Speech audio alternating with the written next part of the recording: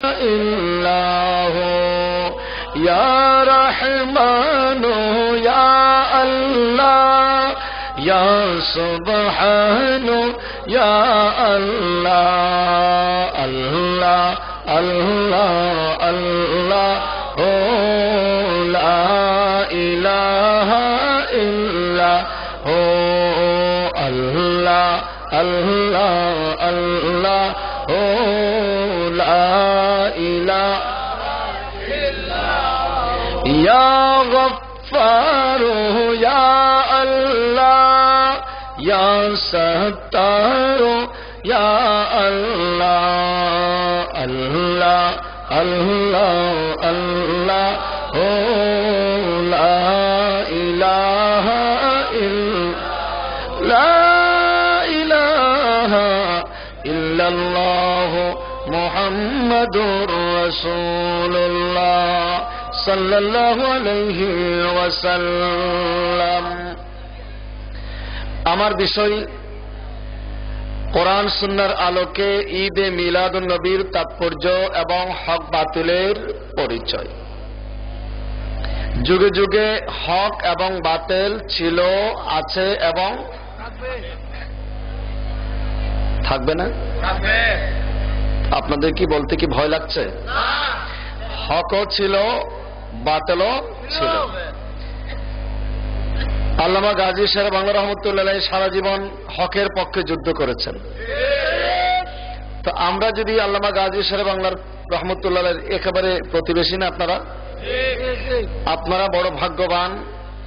সারা বাংলাদেশের সুন্নি মুসলমান আল্লামা গাজী শেরে বাংলাকে এক নামে ছিলেন। বাড়ি কোথায়? বলে আল্লামা গাজী শেরে বাংলা রহমতুল্লাহ কাছে। বলে হ্যাঁ, তাই না? কত বড় আশিক রাসূল, যিনি মক্কা শরীফ থেকে পুরস্কার নিয়ে আসছে। পাগড়ি পাগড়ি নিয়ে আসছেন না মক্কা শরীফ থেকে? সেখানকার সবচেয়ে বড় মুহাদ্দিস যিনি, সবচেয়ে বড় মুফাসসির যিনি, সবচেয়ে বড় ইসলামী চিন্তাবিদ যিনি, ওনার পক্ষ থেকে পাগড়িটা পাওয়া গিয়েছিল। ওনার বিরুদ্ধে ওখানেও খবর পাঠানো হয়েছিল, কিন্তু সুবিধা করতে পারে নাই। যেমন করে পাঠানো হয়েছিল আলা হযরতের বিরুদ্ধে, সুবিধা করতে পেরেছিল? আলা হযরতকে গ্রেপ্তার করা হলো। উনি জিজ্ঞেস করলেন, কি ব্যাপার, আমাকে কেন গ্রেপ্তার করলেন? বলে গ্রেপ্তার করেছে এই জন্য আপনি শিরিক করেন। কিরকম শিরিক? আপনি নবীর জন্য এলমে গায়েব মানেন। এই হরণটা যদি একটু বাড়িয়ে দেওয়া যায় তাহলে ভালো হয়। সাউন্ড বক্স আর বাড়ানোর দরকার নেই। বাস বাস, আমি বলছি, আপনাদের বলার দরকার নেই। আপনারা শুধু শুনবেন আর দরুদ শরীফ পড়বেন। রাজি আছেন তো? বলে আপনি নবীর জন্য এলমে গায়েব মানেন। আলা হযরত বললেন, নবীর জন্য গায়েব মানা এটা শিরিক নয়, এটার নাম ঈমান। জোরে বলেন না সুবহানাল্লাহ। ঈমান এবং ইসলাম এক জিনিস নয়। পার্থক্য আছে কি নাই? আমি সূরা হুজুরাতের 17 নম্বর আয়াত তেলাওয়াত করেছি। আমার নবীর কাছে কিছু আরবি এসেছিল, গ্রাম থেকে কিছু লোক এসেছিল, যারা নিজেদেরকে ঈমানদার মনে করত, ঈমানদার দাবি করত। তারা এসে বলে, ইয়া আল্লাহর রাসূল, আমান্না, আমরা ঈমান এনেছি। আমরা কি এনেছি? আল্লাহ পাক সাথে সাথে কোরআনের আয়াত নাজিল করলেন, ইয়া রাসূলুল্লাহ, যারা এসে বলল যে ঈমান এনেছি, আপনি বলে দেন তোমরা ঈমান আনো নাই। ওদের দাবি হচ্ছে তারা ঈমান এনেছে, কিন্তু আল্লাহর দাবি হচ্ছে তারা ঈমান আনে। তো আমরা কার কথা মানবো? ওদের কথা না আল্লাহর কথা? আল্লাহ মিথ্যা বলতে পারে, আবার কোন কোন হুজুরের আল্লাহ মিথ্যা বলতে পারে। কোন কোন হুজুরের বক্তব্য আল্লাহ মিথ্যা বলতে পারে, তবে বলে না। বলে না নাউজুবিল্লাহ। আল্লামা গাজী শেরে বাংলা রহমতুল্লাহ তাদের বিরুদ্ধে লড়াই করেছেন। তাহলে হক এবং বাতিল আগেও ছিল, এখনো আছে, কিয়ামত পর্যন্ত থাকবে। আমরা কি বাতিলের পক্ষে থাকবো না হকের পক্ষে? ইমাম হুসাইন কিসের পক্ষে ছিলেন? ইয়াজিদ কিসের পক্ষে ছিল? সিদ্দিক আকবর কিসের পক্ষে ছিলেন? আর আবু জাহেল কিসের পক্ষে? সিদ্দিক আকবর বলেন, ইয়া রাসূলুল্লাহ, আপনার চেহারাটা দেখতে আমার কাছে 14 তারিখের পূর্ণিমার চাঁদের চাইতে সুন্দর মনে হয়। আমার নবী বলেন, আবু বকর তুমি ঠিক বলেছ। আর আবু জাহেল এসে বলে, মোহাম্মদ তোমাকে আমার কাছে অমাবস্যার অন্ধকারের চাইতে তোমার চেহারা আরো কালো মনে হয়। জোরে বলেন নাউজুবিল্লাহ। আমার নবী বলেন, আবু জাহেল তুমিও ঠিক বলেছ। সাহাবায়ে কেরাম জিজ্ঞেস করলেন, ইয়া রাসূলুল্লাহ এটা কেমনে ঠিক হয়, ওটা কেমনে ঠিক হয়? ঠিক হলে তো একটা হবে আর একটা বাতিল হবে। আমার নবী বলেন, তোমরা কি জানো না রব্বুল আলামিন আমার এই চেহারাকে কুদরতের আয়না বানিয়ে দিয়েছেন। আয়নার সামনে গেলে ফর্সা মানুষ ফর্সা দেখবে, কালো মানুষ কালো দেখবে। আবু জাহেলের কলবের মধ্যে কুফরির অন্ধকার, এই জন্য আমার চেহারার ভিতরে সে নিজের চেহারা দেখেছিল। আর আবু বকরের কলবের মধ্যে ঈমানের নূর, এই জন্য আমি রাসূলের চেহারার মধ্যে আবু বকর 14 তারিখের পূর্ণিমার চাঁদের চাইতে সুন্দর দেখেছে। জোরে সোরে বলুন সুবহানাল্লাহ।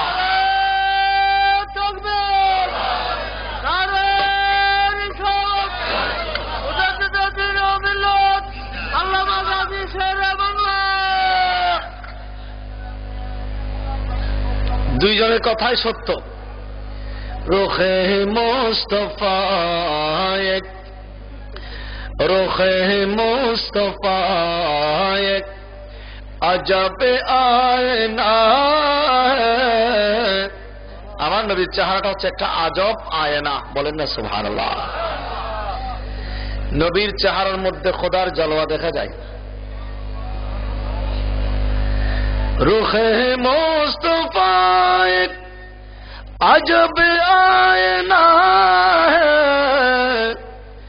अजब आयना है कि सूरत खुदा की, कि सूरत खुदा की नजर आ रही है, कि सूरत खुदा की। जोर बोलो सुभानअल्लाह। आला हजरत अजीमुल बरकत बोलेছেন, उठा दो पर्दा दिखा दो चेहरा, उठा दो पर्दा दिखा दो चेहरा के नूर बारी हिजाब में है जमाना तारी कहो रहा है, जमाना तारी कहो रहा है कि मेरे कब से निकाब में है। अल्लाहुम्मा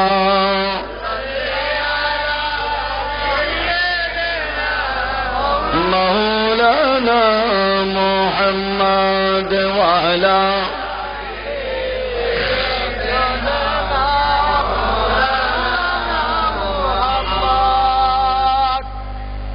আপনাদের কি ঘুম আসতেছে? কারা কারা ঘুমাচ্ছেন একটু দেখি। যদি কেউ আশেপাশে ঘুমায় ওনাকে ঘুম থেকে ডেকে দেন। আহমদের মেরে পর্দা উঠিয়ে দেখের মন, আহমদের মেরে পর্দা। আলা হযরতের একটা বললাম, আমাদের জাতীয় কবির একটা বলতে হবে না? अहमदरी मीमेर पर्दा, अहमदरी मीमेर पर्दा उठिया देखर मन, আহাদ সথাই বিরাজ করে, আহাদ সথাই বিরাজ করে হের গুণজান। জোরে বলুন সুবহানাল্লাহ। আহমদ এটা কার নাম? আমাদের নবীর নাম। একটা হচ্ছে মুহাম্মদ আর একটা আহমদ সাল্লাল্লাহু আলাইহি। ঈসা রুহুল আলাইহিস সালাম যেমনি ভাবে বলেছিলেন সূরা সফ 6 নম্বর আয়াতের মধ্যে এসেছে, ইয়া বনি ইসরাঈলা ইন্নী রাসূলুল্লাহি ইলাইকুম ওয়া মুসাদ্দিকাল লিমা বাইনা ইয়াদাইয়া মিনাত তাওরাত ওয়া মুবাশশিরান বিরাসূলিন ইয়াতি মিন বাদি ইসমুহু আহমদ। আমার পরে একজন নবী আসবেন, সেই নবীর ব্যাপারে আমি তোমাদেরকে সুসংবাদ দিচ্ছি, সেই নবীর নাম হবে আহমদ। আমাদের নবীর নাম মুহাম্মদ, এটাও কোরআনে এসেছে, আহমদও কোরআনে এসেছে। এই দুইটা নাম রেখেছেন স্বয়ং আল্লাহ, এই দুইটা নাম রেখেছেন স্বয়ং আল্লাহ। এই জন্য এই নামগুলো এত মজা, জোরে বলেন সুবহানাল্লাহ। মুহাম্মদ নামে যতই জপি ততই মধু লাগে, মুহাম্মদ নামে যতই জপি ততই মধু লাগে, নামে এত মধু থাকে, নামে এত মধু থাকে, কে জানি তো আগে, জোরে বলুন সুবহানাল্লাহ। তাহলে হক ছিল, বাতিলও ছিল, এখনো আছে, কিয়ামত পর্যন্ত থাকবে। যারা বাতিল তারা কি নিজেদেরকে বাতিল মনে করে? তারাও নিজেদেরকে হক মনে। কুল্লু হিজবিন বিমা লাদাইহিম ফারহুন। কোরআনে এসেছে প্রত্যেক দল আপন আপন অভিমত, আপন আপন আদর্শের উপর তারা সন্তুষ্ট। তারা মনে করে আমরা হকের উপর আছি, তারা মনে করে আমরাই একমাত্র জান্নাতি, বাকিগুলো জাহান্নামী। জোরে বলেন নাউজুবিল্লাহ। তো তারা মনে করলে হবে? সূরা হুজুরাতের 17 নম্বর আয়াত আমি তেলাওয়াত করেছি। ক্বালাতিল আরাবু আমান্না। আরবীরা এসে আমার নবীর দরবারে বলল, আমান্না, আমরা ঈমান এনেছি। আল্লাহ বলেন, ইয়া রাসূলুল্লাহ, তাদের কথা আপনি বিশ্বাস করবেন না। তারা যতই বলুক আমরা ঈমান এনেছি, ইয়া রাসূলুল্লাহ, আমি রব্বুল আলামিন আপনাকে বলে দিচ্ছি, পরিষ্কার করে দিলাম, আপনি বলুন, তাদেরকে বলে দিন, কুল, আপনি তাদেরকে বলে দিন, লাম তুমিনু, তোমরা ঈমান আনো নাই। ওরা বলে ঈমান এনেছি, আল্লাহ বলেন ঈমান আনো নাই। ওয়ালাকিন কুলু আসলামনা, তবে তোমরা এতটুকু বলতে পারো যে আমরা ইসলাম এনেছি, আমরা ঈমান এনেছি এটা বলিও না। তোমরা কি বলতে পারো? আমরা ইসলাম এনেছি, ইসলাম গ্রহণ করেছি, অর্থাৎ আমরা মুসলমান হয়েছি।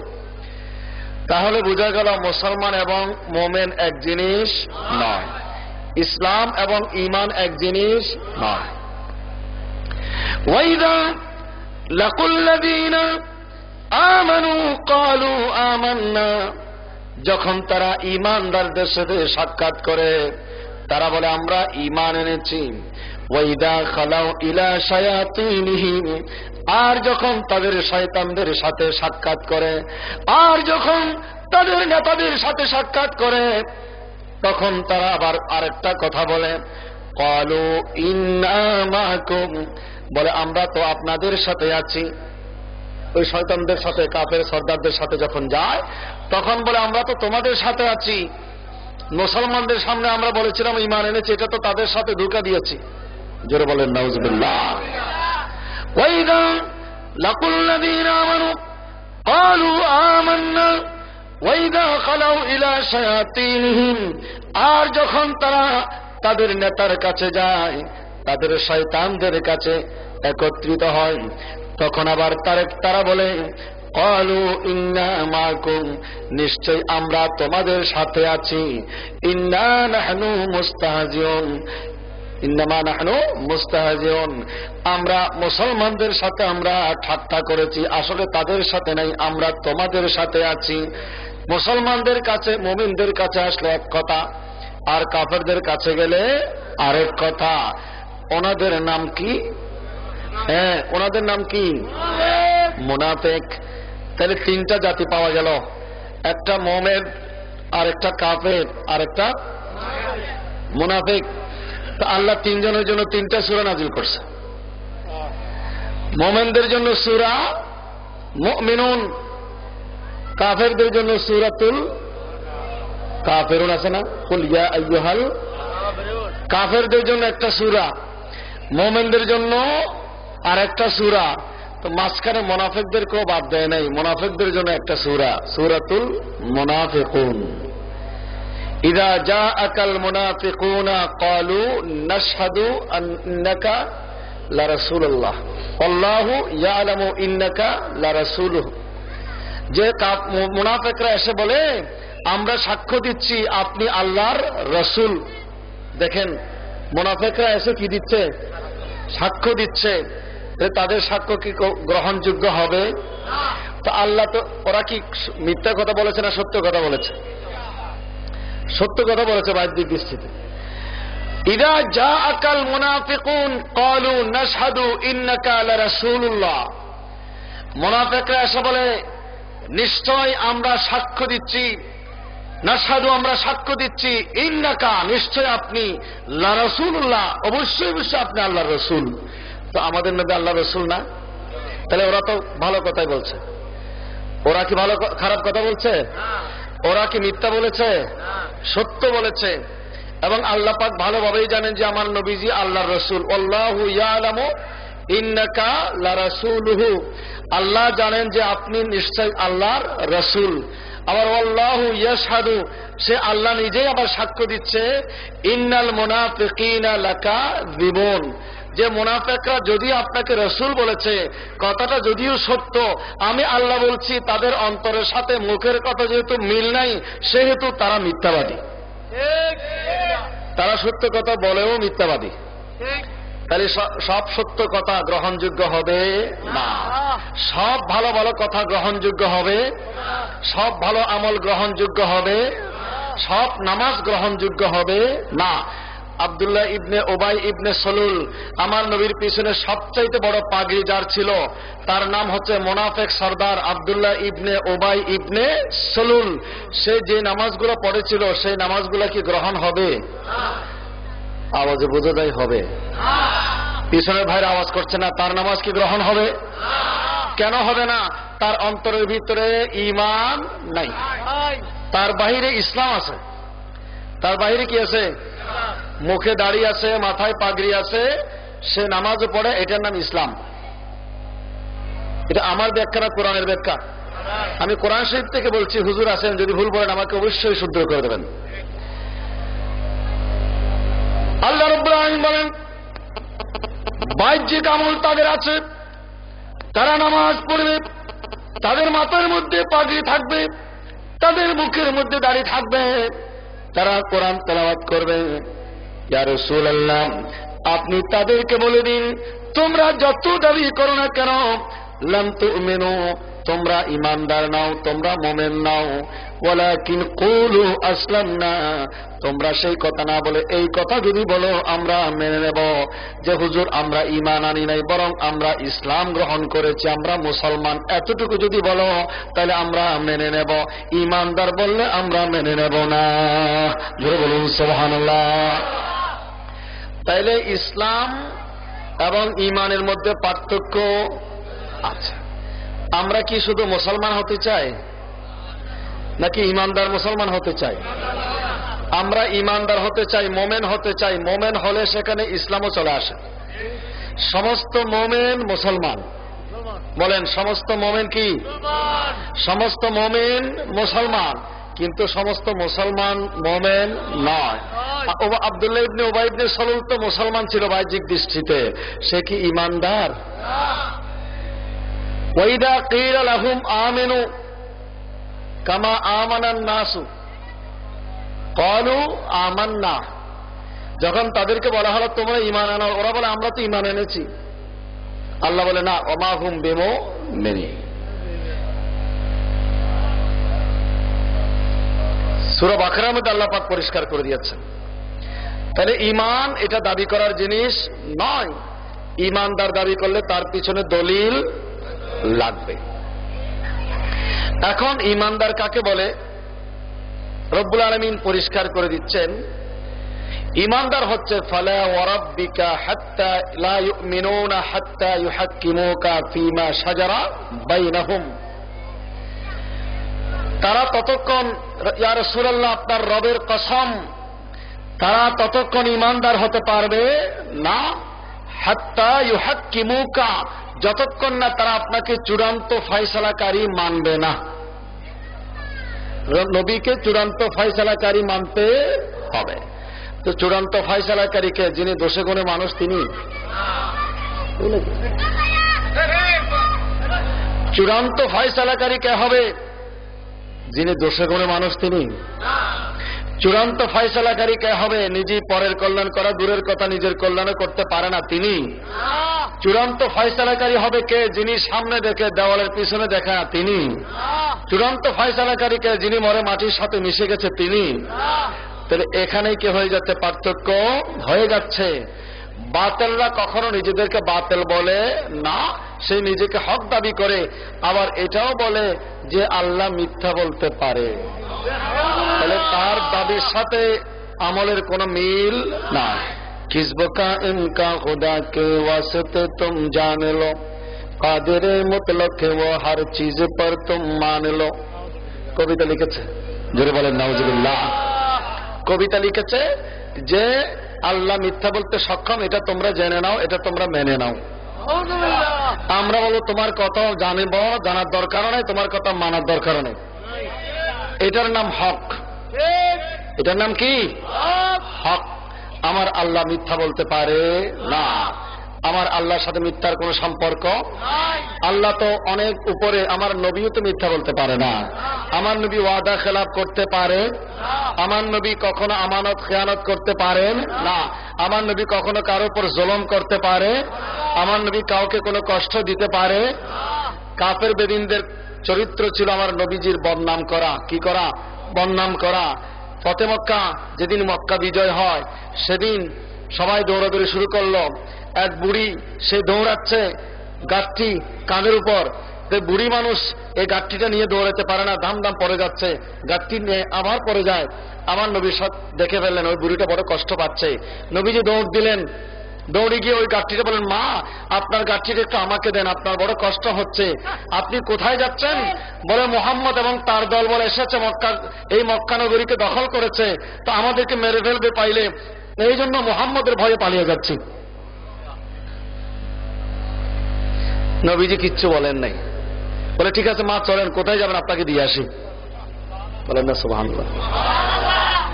ওই বুড়ির গাঠটি আমার নবীজি নিজের কাঁধের মধ্যে নিলেন, সামনের দিকে যাওয়া শুরু করলেন, এক হাতে বুড়ির হাত ধরলেন। নবীজি বুড়ির হাত ধরে সামনের দিকে এগিয়ে দিচ্ছেন। বুড়ি বড় খুশি হয়ে গেলেন। যেতে যেতে নিরাপদ স্থানে যখন চলে গেলেন, বুড়ি বললেন, বাবা এবার আর কোনো চিন্তা নাই, আপনি আমার বড় উপকার করলেন, আজকে বড় একটা এহসান আপনি করলেন, আজকে মুহাম্মদের দল থেকে আমি বেঁচে গেলাম। হুজুর মুস্কি হেসে বললেন, মা আমি কি এবার যেতে পারবো? বলে বাবা অবশ্যই যাবেন, তবে আপনার একটু নামটা বলেন না, পরিচয় দেন না, আপনি কে? এত বড় মহানুভব, এমন মহান ব্যক্তি যিনি আমার জীবনটা বাঁচাই দিলেন।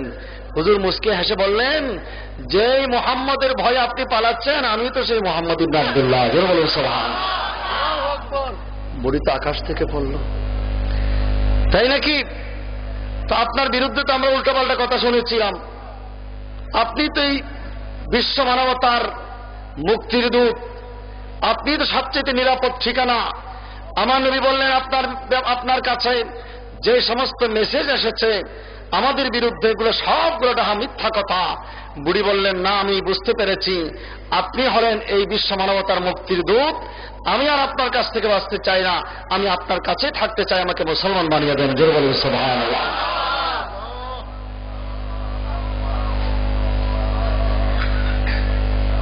অনেক গোলাম আজাদ হতে চায়, তাই না? যেমন আমরা এই দেশ স্বাধীন হয়েছে, তাই না? পাকিস্তানের জুলুম থেকে বাঁচার জন্য এই দেশ কি হয়েছে? স্বাধীন হয়েছে, স্বাধীন জাতি। কেউ পরাধীন থাকতে চায় না। হযরতে বেলাল রাদিয়াল্লাহু তাআলা আনহু উমাইয়ার অধীনে দাস ছিলেন, কৃতদাস ছিলেন, পরাধীন ছিলেন, এবং ইসলাম কবুল করার কারণে বেলাল রাদিয়াল্লাহু তাআলা আনহুর উপর অমানবিক নির্যাতন চালিয়েছিল উমাইয়া।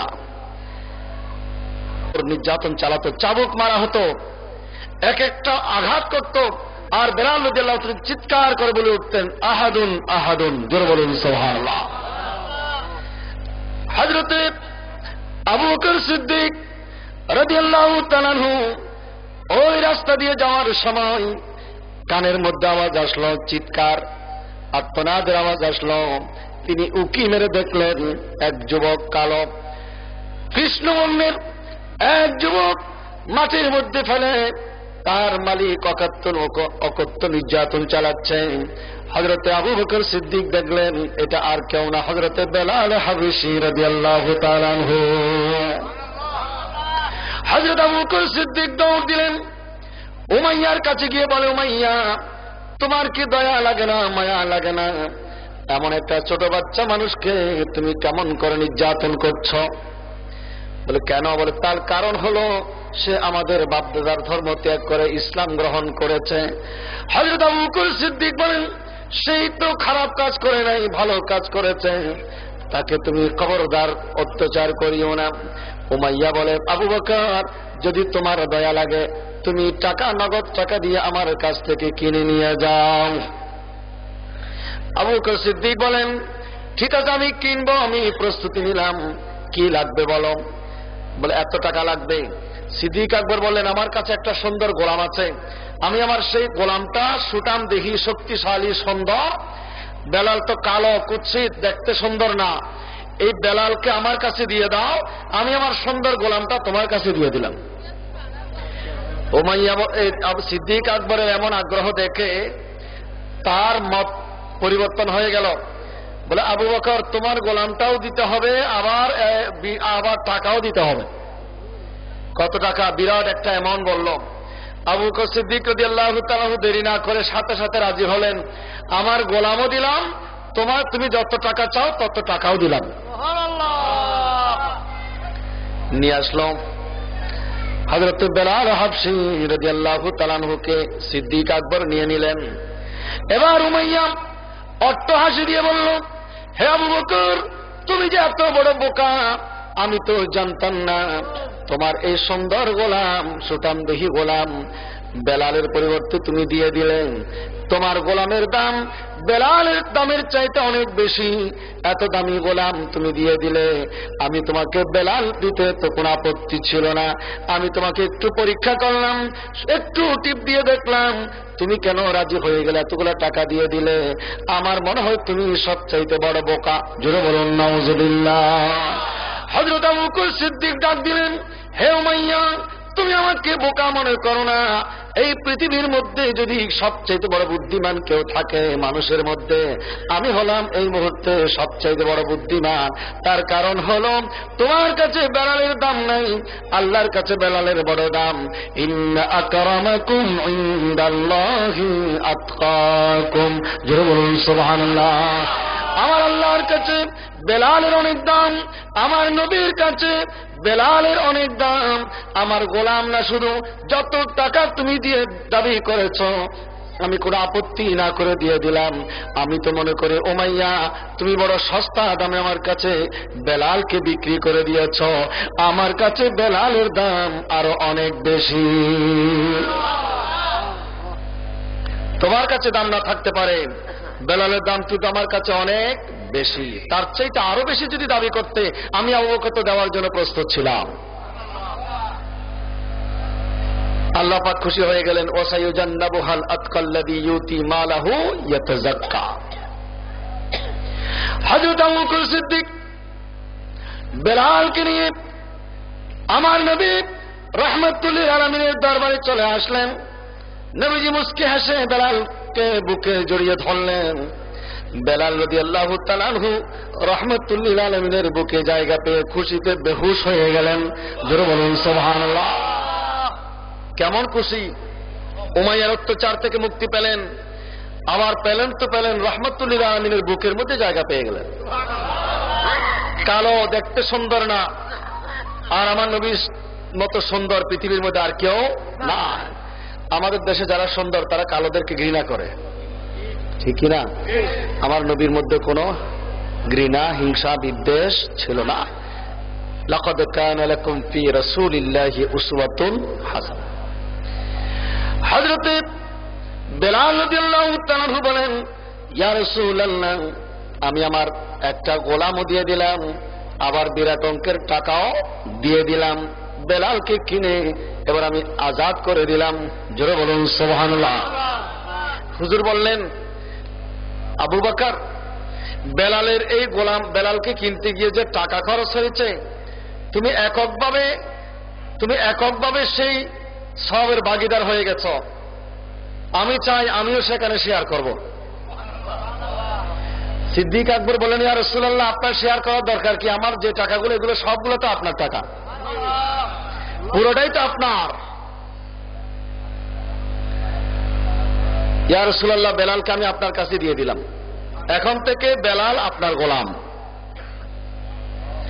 এতদিন ছিল উমাইয়ার গোলাম, এখন থেকে আপনার গোলাম। হুজুর বলেন, না, বেলাল যেহেতু এতদিন গোলামীর জিঞ্জিরের মধ্যে আবদ্ধ ছিল, এই পরাধীনতার শৃঙ্খলের মধ্যে আবদ্ধ ছিল, এখন আমি বেলালকে মুক্ত বিহঙ্গের মতো স্বাধীন করে দিতে চাই। বেলাল মুক্ত বিহঙ্গের মতো মুক্ত হাওয়ায় নিঃশ্বাস ফেলে ঘুরবে এদিক সেদিক। বেলালকে আর পরাধীনতার মধ্যে রাখতে চাই না, আমিও আজাদ করে দিলাম। বেলাল রাদিয়াল্লাহু তাআলা বলেন, ইয়া রাসূলুল্লাহ, আপনার দরবারটা তো এমন দরবার, সেখানে আজাদ হওয়ার কোনো দরকার নাই, আমি আপনার গোলাম হয়ে থাকতে চাই। গোলামি দর কি রৌনক কোহে শাহি से कहीं बेहतर रहे सर तेरे कदमों पर, यही फख्र सआदत है। रहे सर तेरे कदमों पर, यही फख्र सआदत है। अल्लाहुम्मा सल्ले अला